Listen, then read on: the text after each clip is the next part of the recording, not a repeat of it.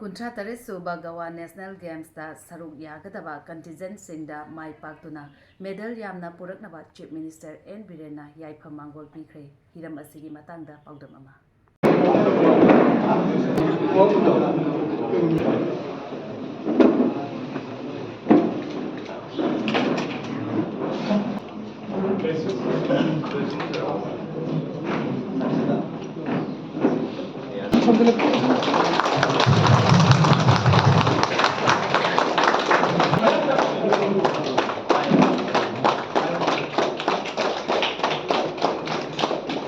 Yaipha mangol pipa kaloinana Chief Minister N.Biren na Games asida medal yamna phangduna mai pakpa oirisanu sanaba haibasi kaba pobadu nati afaba performance ama pibaduni haina sanaroi singbo pungning thogatpa wafamsing thamki.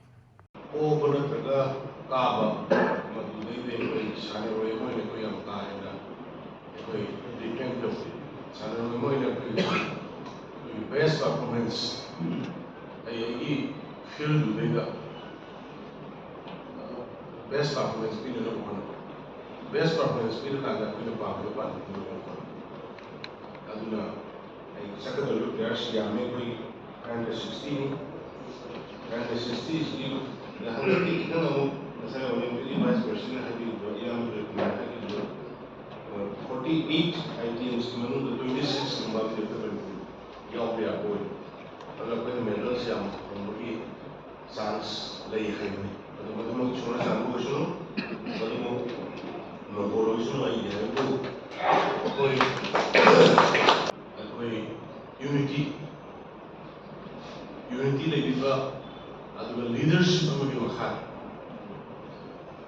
shesibli mission ko bino idore di what bobigi sali leader ki makha na yapsi with discipline follow them.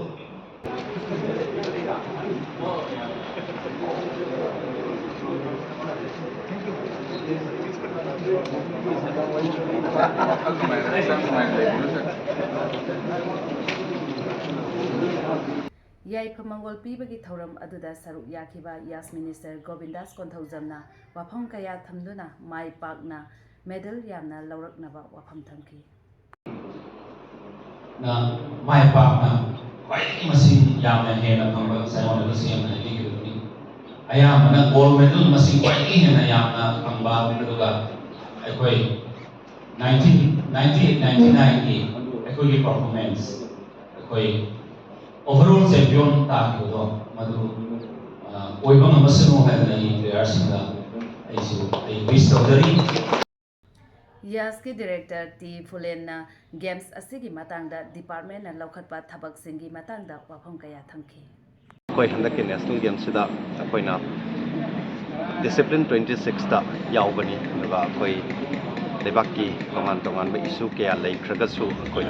kumalambaki sports complex amadi tongan ba association singna hotna biduna players singi sanaba amadi training da de koi ayat pakaya laitana akoi kan honasari dum akoi positive oiba result phanggadra haibaki akoina su thajaba lei aduga akoi gi sports ki policy oina handaki Asian Games ta akoi medal lorakraba participants sing adagi akoi mamangi national games ta gold medal lorakeba tangbu singda akoi thabak pin na bagi akoi initiative akoi mathangi sanaroi singi numit pagi manungda laukthok na ba akoi honorable CM ga honorable sports minister kana takpe etana akoi mathangi cabinet ta putna bagi akoi list komjan baloi jare aduga akoi gi Asian Games ki medalist singda koina government ki sports policy ki matungina 15 lakhs for the gold medalist, 10 lakhs for the silver medalist, 8 lakhs for bronze medalist and 2 lakh each for all the participants. Adana aduga akoi gi medalist sing lagi yaurba sing do koi masam ka